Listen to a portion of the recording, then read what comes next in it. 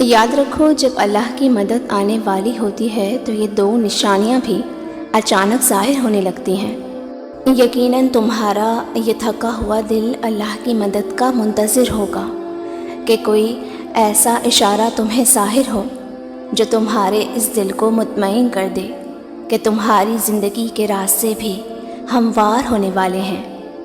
تو سنو، اللہ تعالیٰ فرماتا ہے، تمہارا رب چاہتا ہے کہ تمہارے ساتھ آسانی کا معاملہ کرے اور تم ان لوگوں کی باتوں کا غم نہ کیا کرو، کیونکہ تمام تر غلبہ اللہ کا ہے اور اس پر ہر ایک چیز آیا ہے۔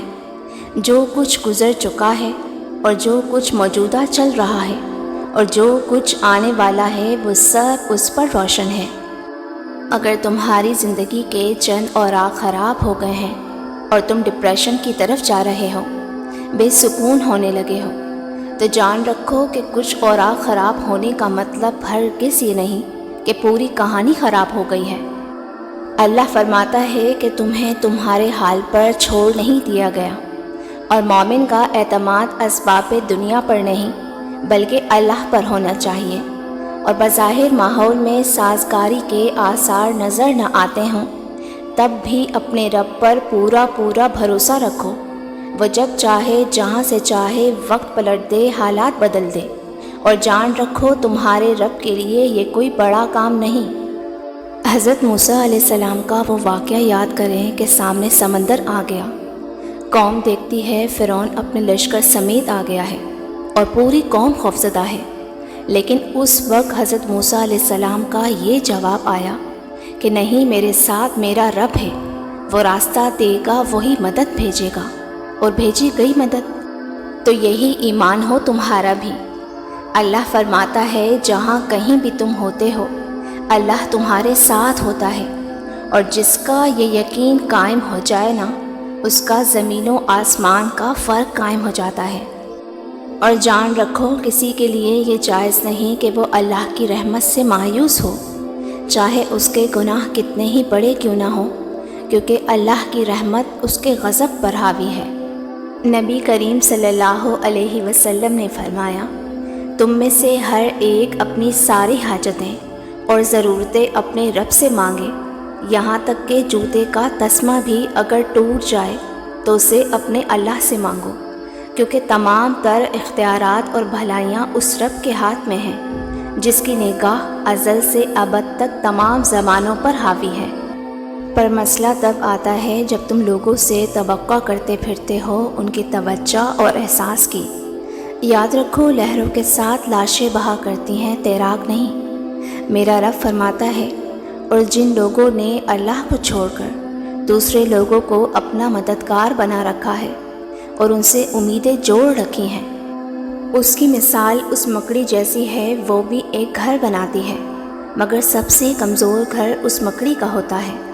کاش کہ تم جانتے کہ اللہ کی مشیت ساری مشیتوں پر غالب ہے، اور اس رب نے جو چیزیں تمہارے لیے بنائی ہیں وہ خود تمہیں تلاش کر رہی ہیں۔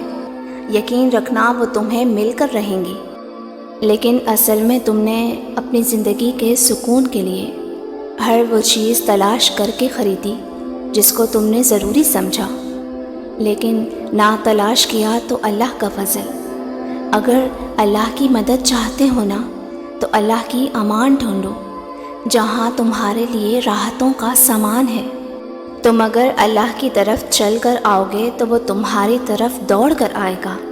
تم اللہ کو یاد رکھو گے تو وہ تمہیں یاد رکھے گا، لیکن اگر تم اللہ سے بے پرواہ ہو کر کسی اور سے مدد کی امید لگاتے ہو تو اپنا ہی نقصان کر بیٹھو گے، کیونکہ اللہ تعالیٰ فرماتا ہے کہ یہ دنیاوی آسرے تمہارے کسی کام نہ آئیں گے۔ تمہارا رب ہی مسبب الاسباب ہے، وہ اسباب کا پابند نہیں، اسباب اس کے محتاج ہیں۔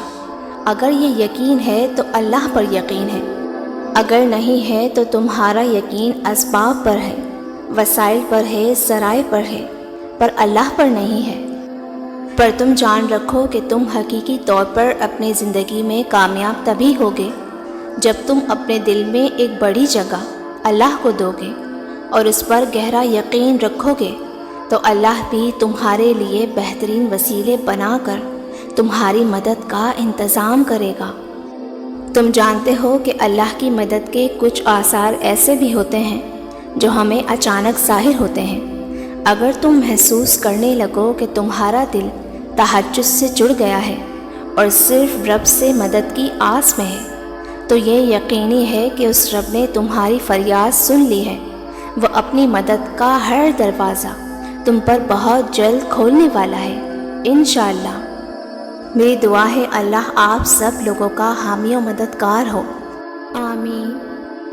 ویورز، میری اس ویڈیو سے آپ کو کچھ بھی اچھا لگا ہو تو مجھے کامنٹ میں ضرور بتائیے گا، اور ویڈیو کو لائک کر کے چینل کو سبسکرائب بھی ضرور کیجیے گا۔